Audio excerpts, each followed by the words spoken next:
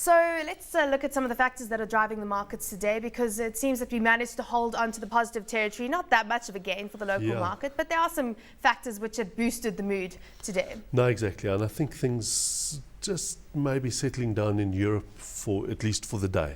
Yeah, for the day at least, as you say. If nothing else, it's been quite interesting. We had the monetary policy, effectively the market rejecting the efforts that we saw last week.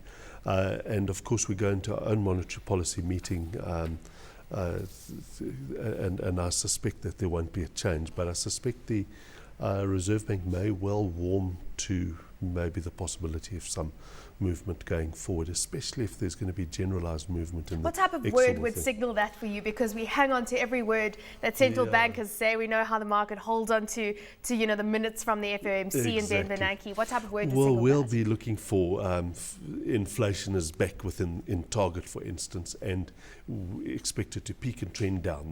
That in other words, they get fairly bullish on inflation, and they emphasize the fact that the growth is slowing. We had AdCorp's employment numbers coming through, and that's an interesting additional bit of data that we're getting through. And it does suggest that this economy is also slowing in line with the rest of the world. And that could mean that the central bank might want to move on interest rates. Let's move on to the equity front today, and what we're seeing playing out on the local market. The volumes appear to be quite weak at the moment. 7.3 billion rand moving through the market. Yeah, it's not very high. No, it's not particularly high. I think to a large extent markets are marking time a little bit.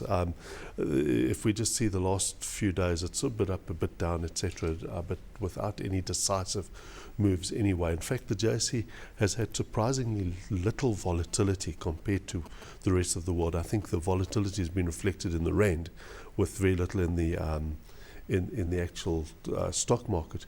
But there are signs that the rand is starting to fit between the euro and the dollar, whereas when the dollar is strong, the rand is weakened against it, but has still strengthened against the euro. I know that you look at those as well. You think the rand's going to drop below 10? I think so. I think it's going to drop below 10 to the euro, but not necessarily strengthen much against the dollar. In other words, we're starting to shake off the euro a little bit in the thing.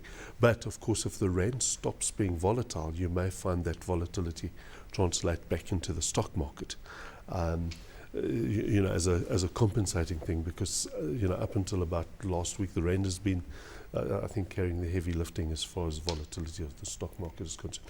The JSE's volatility is lower than that of Europe or the US, etc., at the moment. And so that to me is interesting. And of course, gold stocks now on the uptrend at the moment. Goldfield's up by 2.3%. Are we looking at, is this just a daily trading thing? I mean, what are your thoughts on the gold miners at this point? Yesterday down, today up, sort of much of a muchness. But the mines, in terms of mine safety, the minister coming out today saying that they're going to crack down further on mines with regards to fatalities and issues around safety.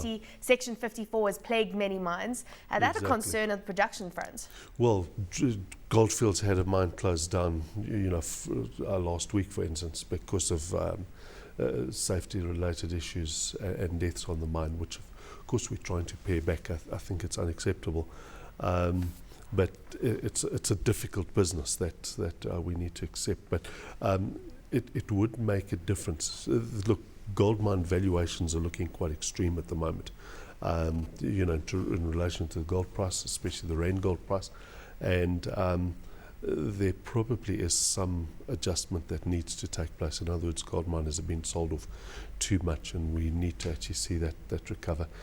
We probably will see, the gold price itself has been in quite a long consolidation period, and I would expect that to be coming to an end more or less now. The seasonal factors become more favorable right now, and if we get more quantitative easing, LTROs, I think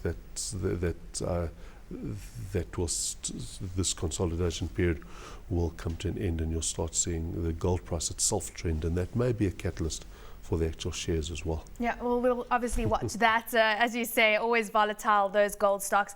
Let's move on to a defensive sector and defensive stock, considered defensive stock. Yes. Adcock Ingram. Yes. Your thoughts on that deal? $86 million to buy Cosmo Pharma in India?